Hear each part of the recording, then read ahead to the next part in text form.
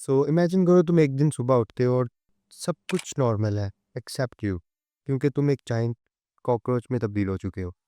This is the story of the book name metamorphosis by Franz Kafka. So this is day one of 100 days and 100 interesting books recommendation series. और किताब Metamorphosis का नाम आता है दो word से, पहला Meta and morph. Meta mean beyond change and morph mean shape, शक्ल, स्ट्रक्चर। ये एक साइकोलॉजिकल एंड एग्जिस्टेंशियल नॉवेल है जो कि फ्रांस काफका ने लिखा है। ये एक ट्रैवलिंग सेल्समैन है जिसका नाम होता है ग्रेगोर समसा, उसके गिर्द ही घूमता है।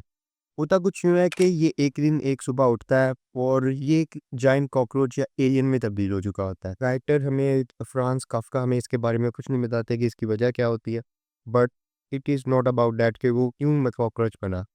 इसकी मेन स्टोरी मेन प्लॉट ये है कि how people's behaviour change around you when you lose your value as a human, as a person. सबसे अपसेट पार्ट ये होता है कि जब काफका एक कॉकरोच में तब्दील होता है तो ये चीज़ नहीं होती कि मतलब उसे सबसे पहली टेंशन ये नहीं होती कि उसकी शक्ल तब्दील हो चुकी है या वो उसकी बॉडी ट्रांसफॉर्म हो चुकी है।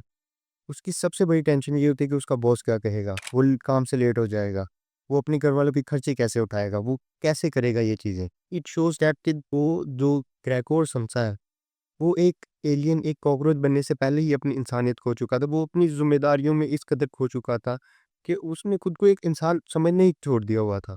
इनिशियली कुछ यूँ होता है कि उसका बाप उसके साथ सख्त रवैया कर देता है जब वो ट्रांसफ़ॉर्म हो जाता है, और उसकी माँ जो होती है वो गज़ब के तासुर होता है, मिक्स्ड जज़्बात होती है। इनिशियली उसकी बहन ग्रेटे उसके साथ काफ़ी हमदर्दी का रवैया करती है, बट जैसे ही वक़्त गुज़रता है वो भी वक़्त के साथ-साथ उम्मीद छोड़ देती है, उससे दूरी इख्तियार कर लेते हैं। उसे एक कमरे में बंद कर दिया जाता है कि आहिस्ता-आहिस्ता उसके इर्द-गिर्द फर्नीचर गायब होना शुरू हो जाता है और वो ते आहिस्ता-आहिस्ता खाना भी देना बंद कर देते हैं। जैसे ही ये होता है ग्रेगोर अपनी अपनी लैदगी में, अपनी तन्हाई में वो भी उम्मीद छोड़ देता है, वो भी मारा जाता है, मर जाता है। बट सबसे सैड पार्ट ये होता है कि जब वो मरता है उसकी फैमिली को दुःख नहीं होता, बल्कि वो खुशी महसूस करते हैं कि उनके ऊपर से एक बोझ कम हो गया। This shows how we as a human only valuable when until we benefit someone, और we are beneficial for someone. तब तक के लिए ना सोने के वाले, और मिलते हैं कल फिर एक नई बुक के साथ, एक नई इंटरेस्टिंग स्टोरी के साथ।